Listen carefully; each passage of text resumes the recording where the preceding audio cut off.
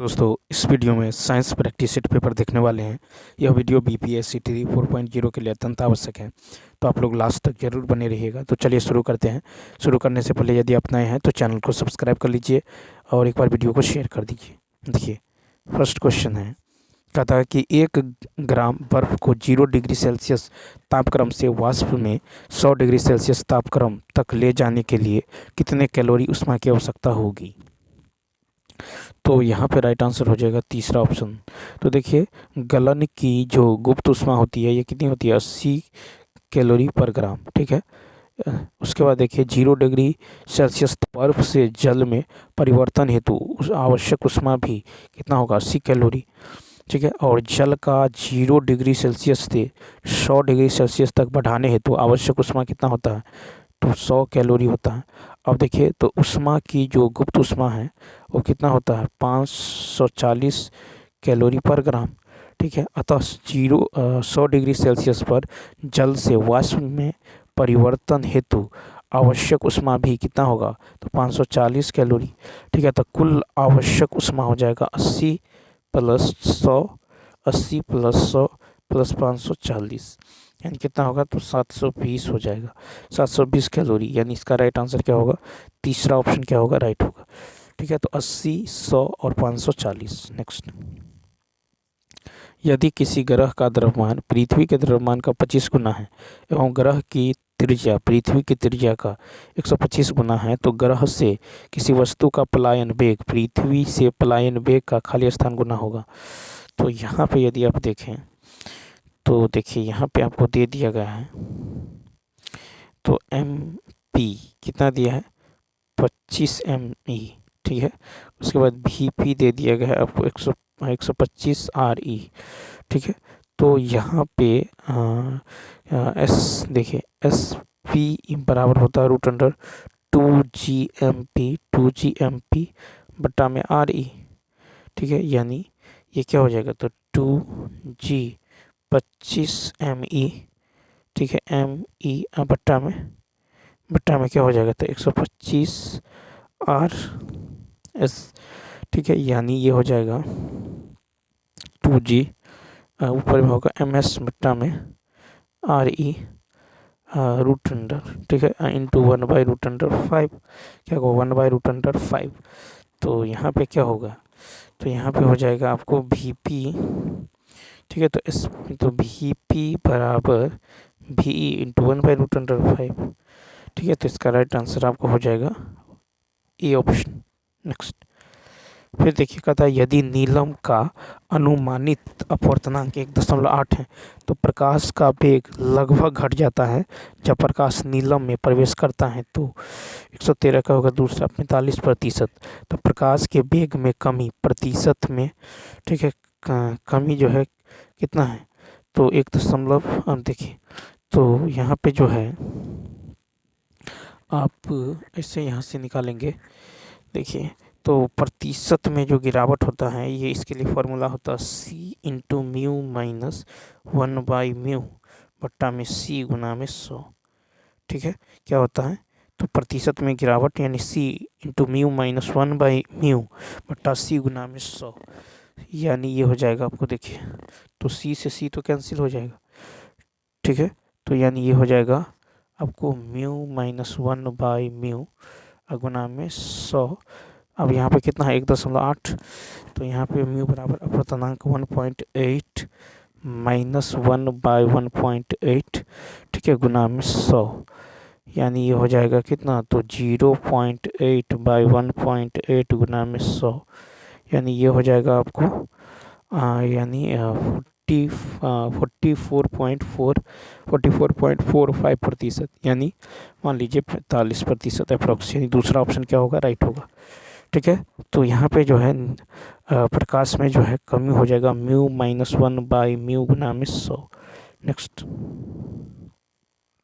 देखिए कहता है कि यदि 200 न्यूटन के नियत बल से लिफ्ट द्वारा किया गया कार्य 100 जूल है, 1000 जूल है, तो लिफ्ट द्वारा तय की गई दूरी, ठीक है, तो लिफ्ट द्वारा तय की गई दूरी। तो यहाँ पे यदि आप देखें तो F बराबर कितना दिया है, F बराबर दे दिया गया 200 न्यूटन, ठीक है। और W बराबर कितना, कार्य बराबर कितना दिया है 1000 जूल। तो हमको निकालना है दूरी, ठीक है। तो W बराबर क्यों, कार्य बराबर क्या होता है, कार्य बराबर होता है बल गुने दूरी। कार्य बराबर क्या होता है, तो F इंटू एस, कार्य बराबर W बराबर F इंटू एस, यानी क्या होता है बल गुने दूरी। कार्य बराबर W बराबर F इंटू एस होता है, ठीक है। यानी क्या होता है W बराबर बल गुने दूरी। तो आप ही बताइए दूरी बराबर क्या होगा, तो दूरी बराबर होगा कार्य बट्टा में बल, यानी 1000 बट्टा में 200, बट्टा में 200, 20 से 20, 2×5 10, यानी यहाँ पे क्या आंसर हो जाएगा 5 मीटर। कितना हो जाएगा, तो 5 हो जाएगा, यानी राइट आंसर क्या होगा, दूसरा ऑप्शन। तो याद रखना है क्योंकि W बराबर होता है F इंटू एस, ठीक है। जहाँ F क्या है बल है, S क्या है दूरी है। नेक्स्ट क्वेश्चन में देखिए 115 है, कहता है कि एक हल्के एवं भारी पिंड को गतिज ऊर्जा एक हल्के एवं भारी पिंड की गतिज ऊर्जा समान है तो किसका संवेग अधिक होगा। तो यहाँ पे देखें तो भारी पिंड का, ठीक है। तो प्रश्नानुसार हल्के पिंड की गतिज ऊर्जा भारी पिंड की गतिज ऊर्जा के बराबर है, ठीक है। तो यहाँ पे क्या होगा, तो हल्के पिंड की गतिज ऊर्जा हो जाएगा 1/2 m1 v1 स्क्वायर मान लेते हैं। अब भारी पिंड की गतिज ऊर्जा होगा 1/2 m2 v2 स्क्वायर, ठीक है। अब देखिए कहता संवेग तथा गतिज ऊर्जा में संबंध होता है, काइनेटिक एनर्जी बराबर क्या होता है p²/2m, ठीक है, p²/2m, ठीक है। p² बाई क्या हो जाता है 2m। तो यहाँ पे ये हो जाएगा आपको कि E1 बराबर होगा p1² बट्टा में 2m1। तो के E1 बराबर p²/2m से, अतः हल्के पिंड की गतिज ऊर्जा तथा भारी पिंड का संवेग क्या होगा अधिक होगा। तो हल्के पिंड की गतिज ऊर्जा अधिक होगा और भारी पिंड का संवेग अधिक होगा। तो यहाँ पे संवेग पूछ रहा है तो भारी पिंड का संवेग क्या होगा अधिक होगा, ठीक है। याद रखना है हल्के पिंड की गतिज ऊर्जा, तो चूंकि यहाँ हल्के पिंड एवं भारी पिंड की गतिज ऊर्जा समान है, तो जब गतिज ऊर्जा समान हो तो हल्के पिंड की गतिज ऊर्जा तथा भारी पिंड का संवेग अधिक होगा। नेक्स्ट कहता पानी में लोहे की सुई डूब जाती है लेकिन जहाज तैरता रहता है, यह किस सिद्धांत पर आधारित। तो दूसरा ऑप्शन आर्किमिडीज का सिद्धांत। तो देखिए जब आर्किमिडीज का सिद्धांत, जब किसी वस्तु को द्रव में आंशिक व पूर्ण रूप से डुबाया जाता है तो वह वस्तु पर उसके विस्थापित आयतन के बराबर एक बल कार्य करता है जिसे उत्प्लावन या उच्च बल कहते हैं, ठीक है। तो यहाँ पे राइट आंसर क्या हो जाएगा आपको आर्किमिडीज का सिद्धांत, ठीक है। अब चलिए देखते हैं क्वेश्चन नंबर नेक्स्ट। देखिए कहता है कि सर्किट में एमीटर विक्षेपण दर्शाता है, किस में दर्शाता है, तो 117 का फर्स्ट हो जाएगा एमीटर। तो देखिए विकल्प ए में देखिए 1 में केवल करंट के प्रवाह के लिए उचित शर्तें दी गई हैं, ठीक है। कि यहाँ पे क्या है बंद है, कि यहाँ पे बंद है एवं सर्किट में कोई जो है इंसुलेटर नहीं है और सर्किट में कोई इंसुलेटर भी नहीं है। तो यहाँ पे जो हो जाएगा आपको देखिए यहाँ पे की बंद है और यहाँ पे सर्किट में कोई भी इंसुलेटर नहीं है, ठीक है। यहाँ पे आप यदि देखें तो यहाँ पे की तो बंद है ही नहीं, यहाँ पे देखिए यहाँ बंद है लेकिन यहाँ पे रबर लगा दिया गया है, तो इसीलिए यहाँ पे राइट आंसर क्या हो जाएगा फर्स्ट हो जाएगा। नेक्स्ट देखिए कहता कांच के स्लैब की सतह से प्रकाश के आंशिक परावर्तन और अपवर्तन में यदि आपतन कोण 43 एवं अपवर्तन कोण 25 हो, ठीक है। देखिए आपतन कोण दे दिया गया कितना 43 आपतन कोण और अपवर्तन कोण कितना है 25। तो परावर्तित किरण व अपवर्तित किरण आपतित किरण से क्रमशः खाली स्थान और खाली स्थान विचलित होती है। तो यहाँ पे देखिए, तो यहाँ पे यदि आप गौर करें 118 में, देखिए 118 में यहाँ पे दे दिया गया। तो यहाँ पे यदि आप देखें परावर्तन कोण बराबर क्या होता है, परावर्तन कोण बराबर होता है आपतन कोण, ठीक है, परावर्तन कोण बराबर आपतन कोण। ठीक है, परावर्तन कोण बराबर आपतन कोण। तो सतह से परावर्तित किरण के बीच का कोण देखिए, सतह से परावर्तित किरण, सतह से परावर्तित किरण के बीच का कोण कितना हो जाएगा, तो ये टोटल कितना होता है 90। ठीक है, तो सतह से परावर्तित किरण, ठीक है, सतह से परावर्तित किरण, सतह से यह आपतित किरण, ठीक है, सतह से परावर्तित किरण, तो यहाँ पे कितना होगा 90 माइनस 43। ठीक है, कितना होगा 90 माइनस 43, यानी यहाँ पे कितना निकल जाएगा 47। कितना निकल जाएगा 47। उसके बाद देखिए अब है परावर्तित किरण और आपतन किरण के बीच का कोण। परावर्तित किरण और आपतित किरण, तो ये हो जाएगा कितना, तो ये हो जाएगा आपको परावर्तित और आपतित, तो ये हो जाएगा 47 प्लस 47, यानी कितना 94। कितना हो जाएगा 94। तो अपवर्तित किरण व आपतित किरण, अपवर्तित किरण वो आपतित किरण के बीच का कोण क्या होगा, तो यहाँ पे जो है, यहाँ पे हो जाएगा आपको 43 माइनस 25। ठीक है, 43 और माइनस का 25। ठीक है, 43 माइनस का 25, यानी हो जाएगा 13 में से 5 के कितना 18 डिग्री। कितना होगा 18 डिग्री हो जाएगा। तो यहाँ पे राइट आंसर यदि देखें तो देखिए यहाँ पे जो राइट आंसर होने वाला है ये हो जाएगा आपको, एक मिनट रुक जाइए,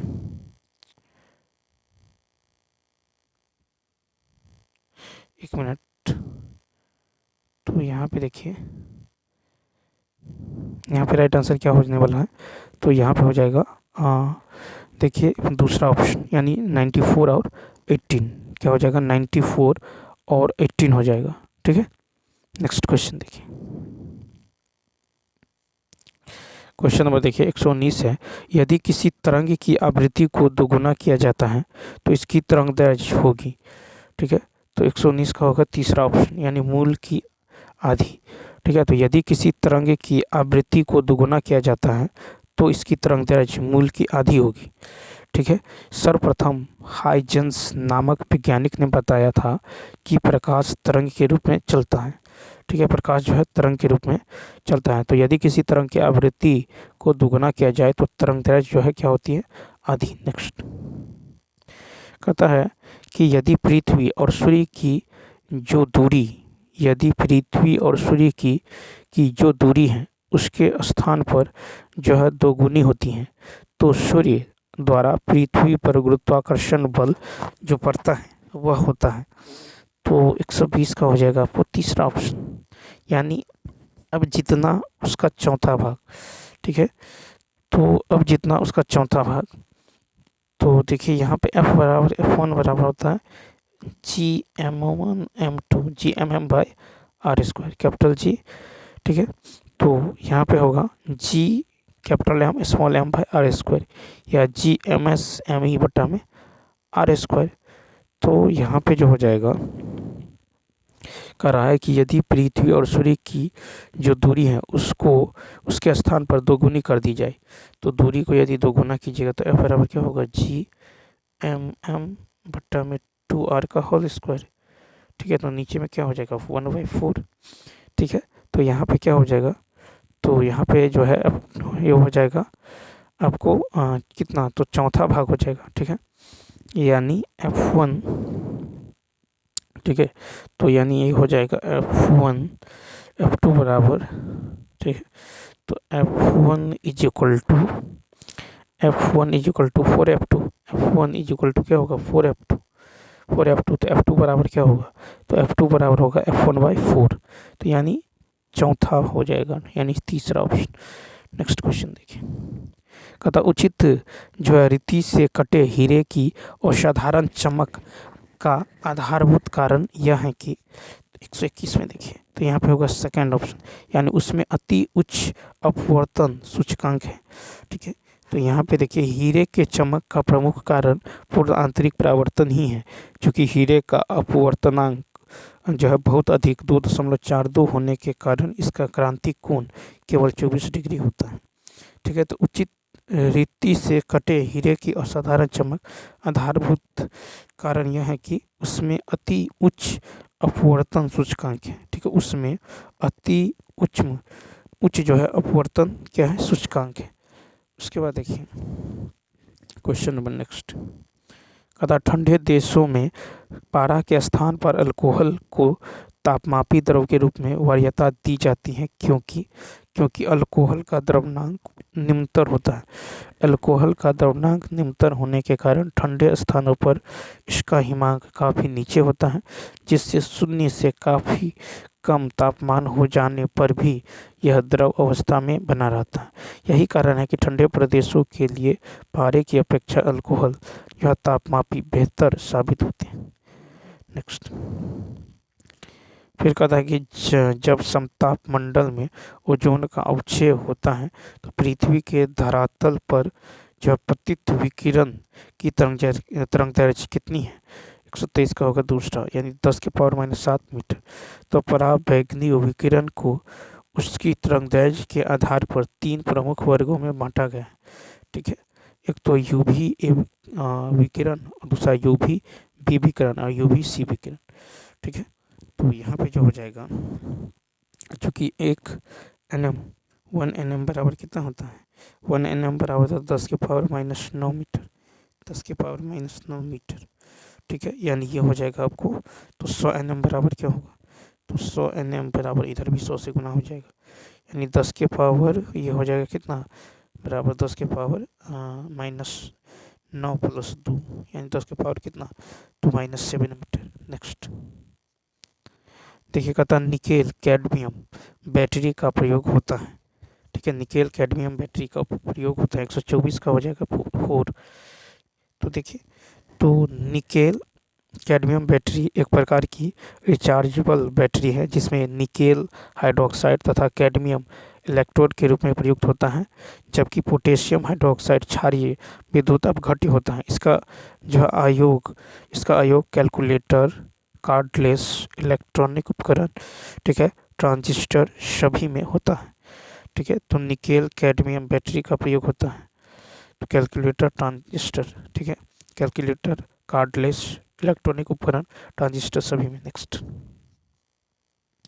125 नंबर की यदि बात करें तो कहता है कि धूम्र पर्दे युद्ध में छिपने और शत्रु को छलने के लिए प्रयोग में लाए जाते हैं। धूम्र पर्दे प्रायः किसके वायु में परिक्षिप्त सूक्ष्म कणों के बने होते हैं? 125 का होगा तीसरा ऑप्शन, यानी टाइटेनियम ऑक्साइड। तो धूम्र पर्दे वायु में टाइटेनियम ऑक्साइड के अति सूक्ष्म कणों के कोलाइडी प्रकीर्णन से बने होते हैं। सोडियम क्लोराइड साधारण नमक को कहते हैं। फिर सिल्वर जो है आयोडाइड का प्रयोग कृत्रिम वर्षा के लिए किया जाता है। 126 नंबर देखिए, कहता निम्नलिखित यौगिक का IUPAC नाम क्या है? तो 126 में यदि देखें तो तीसरा ऑप्शन क्या हो जाएगा, तो देखिए एल्किन्स एवं एल्काइंस के IUPAC नामकरण के अंतर्निहित नियम है। ठीक है, तो यहाँ पे यदि आप देखेंगे तो एल्किन्स के मामले में इस मूल श्रृंखला को जो है सबसे लंबी हाइड्रोकार्बन श्रृंखला कहा जाता है। अब देखिए, इसके लिए प्रयुक्त होता है एन का प्रयोग किया जाता है, एल्किन के लिए इन का प्रयोग किया जाता है, एल्काइन के लिए आइन का प्रयोग किया जाता है। ठीक है, तो यहाँ पे CH3 CH2 ठीक है, CCH3 है, तो ये जो हो जाएगा आपको, ये हो जाएगा आपको 2, देखिए इसका जो है ये हो जाएगा CH3 ठीक है, CH3 उसके बाद उसके बाद हो जाएगा यहाँ पे CH3, यहाँ भी CH3 और यहाँ भी CH3।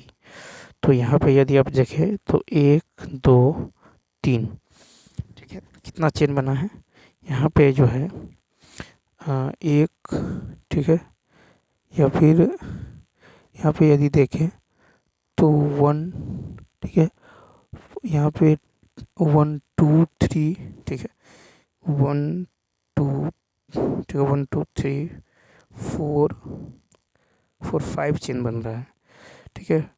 यहाँ पे हो जाएगा आपको 1 2 3 4 5, तो 5 है, तो यहाँ पे होगा 2 2 डाई मिथाइल पेंटेन। क्या हो जाएगा? 2 2 डाई मिथाइल पेंटेन, यानी यहाँ पे राइट आंसर हो जाएगा तीसरा option 2 2 di methyl pentane. Next फिर है कि किस पदार्थ का उपयोग बर्तनों को चमकीला बनाने के लिए किया जाता है? बर्तनों को चमकीला बना 127 का तीसरा जिंक ऑक्साइड, ठीक है। तो देखिए जिंक ऑक्साइड का प्रयोग बर्तनों को चमकीला बनाने के लिए किया जाता है। वस्तुओं को चमकीला बनाने वाले अम्ल ऑक्साइड इस प्रकार हैं, जैसे SiO2, Al2O3, PaO2 और Na2O, ठीक है। तो यहाँ पे होगा जिंक ऑक्साइड। तो किस पदार्थ का उपयोग बर्तनों को चमकीला बनाने के लिए किया जाता है? जिंक ऑक्साइड का। नेक्स्ट फिर कहता है निम्नलिखित में से ऑक्सीकरण को पहचानिए। 128 का हो जाएगा तीसरा ऑप्शन ए और डी। तो ये हो जाएगा Zn प्लस प्लस और यहाँ पे Fe2 प्लस यानी Fe3 प्लस, ठीक है। तो यहाँ पे जो है कहता है कि ऑक्सीकरण जो है प्रक्रिया है Zn, तो Zn प्लस प्लस और Fe2 प्लस यानी Fe3 प्लस। तो देखिए ऑक्सीकरण एक परमाणु या आयन, ठीक है, एक अणु, परमाणु या आयन एक प्रतिक्रिया के दौरान इलेक्ट्रॉन्स का नुकसान है। ऑक्सीकरण तब होता है जब किसी अणु, परमाणु या आयन की ऑक्सीकरण अवस्था बढ़ जाती है, ठीक है। तो यहाँ पे देखिए नेक्स्ट क्वेश्चन देखिए, तो यहाँ से 2 से 3 हो गया, यहाँ से 1 से डबल हो गया, देखिए यहाँ से 3 से 2 हो गया तो ये घट गया, फिर यहाँ 2 से यहाँ भी घट गया, तो इसीलिए यहाँ पे ए और डी। नेक्स्ट कहता पिघला हुआ पदार्थ जल में पतला एवं 50 डिग्री सेल्सियस तक ठंडा होने पर एल्युमिनियम हाइड्रोक्साइड का अवक्षेपण होता है। पदार्थ है 129 का हो जाएगा आपको जो है तीसरा ऑप्शन हो जाएगा। क्या हो जाएगा? तो NaAlO2, ठीक है। तो यहाँ पे देखिए सोडियम एल्युमिनियम हाइड्रोक्साइड यानी NaAlO2 कार्बन और कार्बनिक यौगिकों के वर्ग से संबंधित हैं, जिन्हें जो संक्रमणोत्तर धातु लवण कहा जाता है। NaAlO2 पिघली हुई अवस्था में पानी में विलय होता है और 50 डिग्री सेल्सियस तक ठंडा होने पर एल्युमिनियम हाइड्रोक्साइड का अवक्षेपण होता है Al2O3 plus 3H2O plus 2LOH3। Next question देखिए 130 नंबर कहता है SR का वास्तविक परमाणु द्रव्यमान 87.6 है। डोब्राइनर के त्रय के अनुसार SR का औसत परमाणु द्रव्यमान क्या है? 130 का फर्स्ट 88.7। तो कैल्शियम का द्रव्यमान 40.1 और बेरियम का द्रव्यमान 137.3 है, ठीक है। तो यहाँ पे जो है औसत द्रव्यमान क्या होगा? 137 प्लस, ठीक है, 137.3 प्लस 40, ठीक है, प्लस 40/2, ठीक है। तो देखिए डोब्राइनर के अनुसार वो स्ट्रोंशियम का द्रव्यमान कितना? 88.7। नेक्स्ट क्वेश्चन देखिए, नेक्स्ट क्वेश्चन की यदि बात करें 131 है कि पानी के 340 ग्राम बिलियन में 60 ग्राम साधारण नमक है। तो द्रव्यमान प्रतिशत द्वारा द्रव्यमान के संदर्भ में विलय की सांद्रता की गणना करें। तो यहाँ पे जो विलय की सांद्रता जो होगा ये हो जाएगा आपको कितना होगा? तो देखिए ऊपर में हो जाएगा 60 बट्टा में 340 प्लस 60 क्या होगा? तो 60 बट्टा में 340 प्लस 60 गुना में 100, यानी 60 बट्टा में 340 और 60 कितना? 400 गुना में 100, जो 2 जीरो से 2 जीरो 15 चौका 60, तो कितना हो जाएगा? यहाँ पे होगा 15%, यानी तो कुल मात्रा 60 प्लस 340, यानी यहाँ पे राइट आंसर होगा तीसरा ऑप्शन। नेक्स्ट क्वेश्चन देखिए, कहता कॉपर की नाइट्रिक अम्ल के साथ अभिक्रिया करने पर लाल रंग की विषाक्त गैस उत्पन्न होती है। गैस खाली स्थान होती है। 132 का फर्स्ट NO2। तो जब तांबा सांद्र के साथ प्रतिक्रिया करता है तो नाइट्रिक एसिड लाल रंग की जहरीली नाइट्रोजन डाइऑक्साइड गैस बनती है, ठीक है। तो यहाँ पे होगा NO2, ठीक है, अब देखिए नेक्स्ट क्वेश्चन कहता है विलार्ड जो है लिब्बी द्वारा विकसित कार्बन डेटिंग जो पद्धति प्रतिक्रिया रूप में पाए जाने वाले कार्बन के रेडियोधर्मी क्षय पर आधारित है। 133 का फर्स्ट कार्बन 14, ठीक है। तो देखिए विलार्ड लिब्बी ने कार्बन 14 समस्थानिक का उपयोग करके एवं इसके रेडियोधर्मी क्षय का अध्ययन करते हुए कार्बन डेटिंग पद्धति विकसित की है, ठीक है।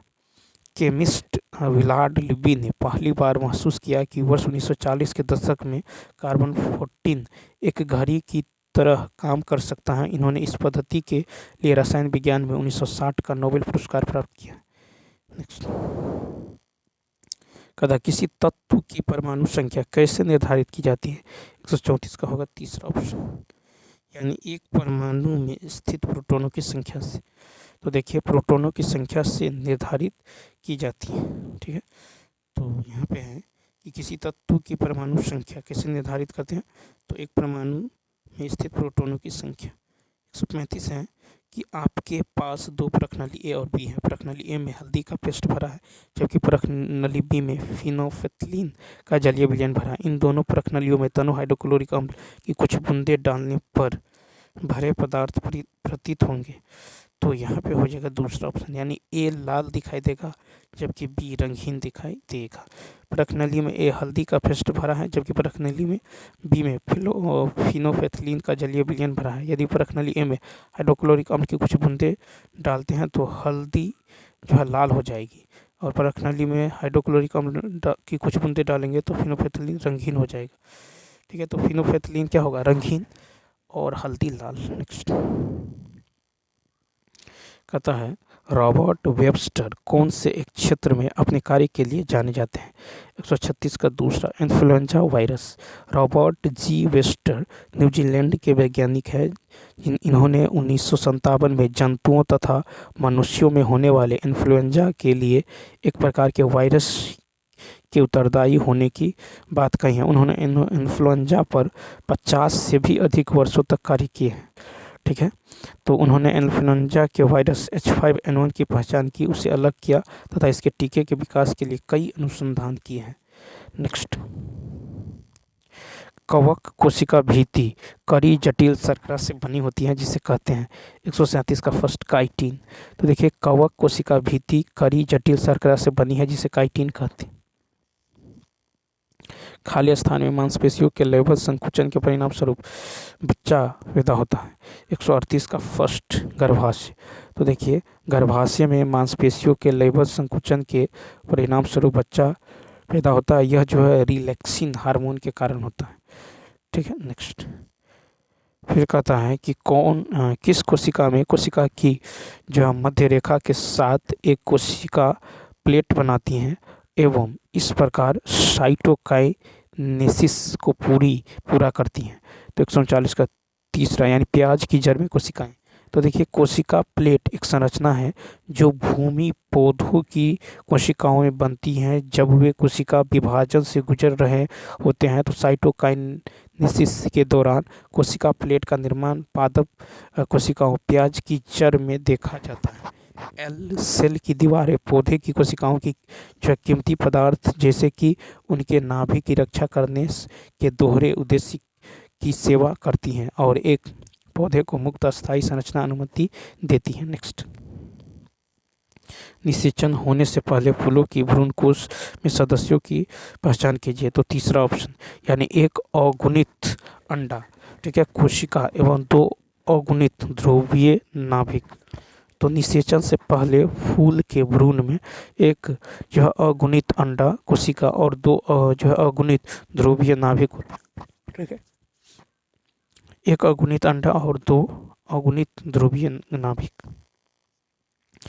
वन्य जीव संरक्षण अधिनियम 1972 के खंड 49A में क्या इंगित किया गया है? 141 का तीसरा ऑप्शन, यानी दुर्लभ जंगली जानवरों के व्यापार पर प्रतिबंध। तो वन्य जीव संरक्षण अधिनियम 1972 जंगली जानवरों व पौधों सहायक अधिनियम है। वन्य जीव संरक्षण अधिनियम 1972 के खंड 49A के अनुसार बंदी पशु जंगली जानवर की बिक्री पर खरीद कानून पर द्वारा निषिद्ध। नेक्स्ट 142 नंबर देखिए, कहता है कि ग्लूकोज एवं फ्रुक्टोज सिरप फ्लोर से खालिस्तान और खालिस्तान प्राप्त एंजाइमों की क्रिया द्वारा प्राप्त किया जा सकता है। 142 का तीसरा ऑप्शन। तो देखिए यहाँ पे क्या होगा, तो बेसिलस व स्ट्रेप्टोमाइसिस, तो बेसिलस व स्ट्रेप्टोमाइसिस से प्राप्त एंजाइमों की क्रिया द्वारा जो है कॉर्न फ्लोर से ग्लूकोज एवं फ्रुक्टोज सिरप प्राप्त किया जा सकता है। ग्लूकोज व फ्रुक्टोज सिरप आमतौर पर जो है कॉर्न स्टार्च को जो संसाधित करके उत्पादित किया जाता है। नेक्स्ट कहता है निम्नलिखित आपदा पूर्व प्रबंधन से कार्य योजना की पहचान कीजिए। तो तीसरा ऑप्शन क्या होगा, तो आम जनता में आपदा प्रबंधन के बारे में जागरूकता बढ़ाना।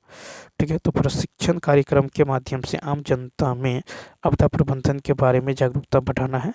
फिर मास मीडिया आपदा जो है पूर्व प्रबंधन की कार्य योजना है।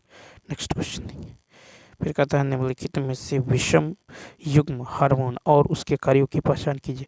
144 का तीसरा एब्सिसिक अम्ल फूलों का उत्पादन। तो यहाँ पे जो है एब्सिसिक एसिड उत्तेजक हार्मोन के बजाय सबसे महत्वपूर्ण पौधे वृद्धि अवरोधक में से एक है।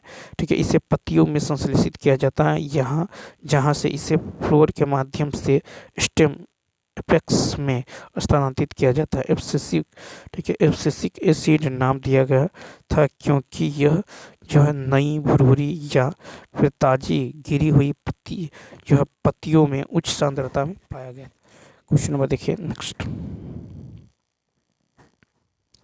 कहता है कि प्रोटीन संश्लेषण में निम्नलिखित कोशिकांगों में से किसकी भूमिका अधिक महत्वपूर्ण है। 145 का दूसरा अंतःद्रवी जालिका और राइबोसोम। तो कोशिका में प्रोटीन संश्लेषण में अंतःद्रवी जालिका और राइबोसोम की भूमिका जो सर्वाधिक महत्वपूर्ण है। राइबोसोम में प्रोटीन का संश्लेषण होता है। फिर है कि निम्नलिखित में से कौन सा विकल्प वायरस द्वारा मनुष्य को होने वाले रोगों के समूह को दर्शाता है। तो यहाँ पे हो जाएगा खसरा, चिकन पॉक्स, हेपेटाइटिस ए।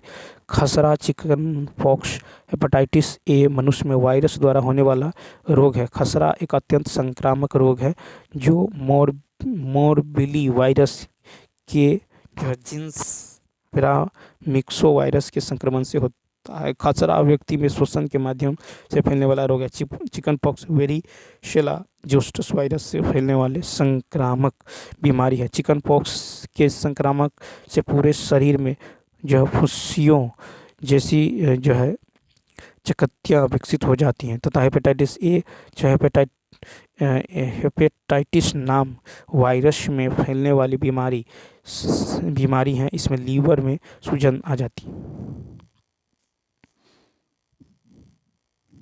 फिर कहता निम्नलिखित में से कौन सा विकल्प जो है स्वपोषी के समूह को दर्शाता है।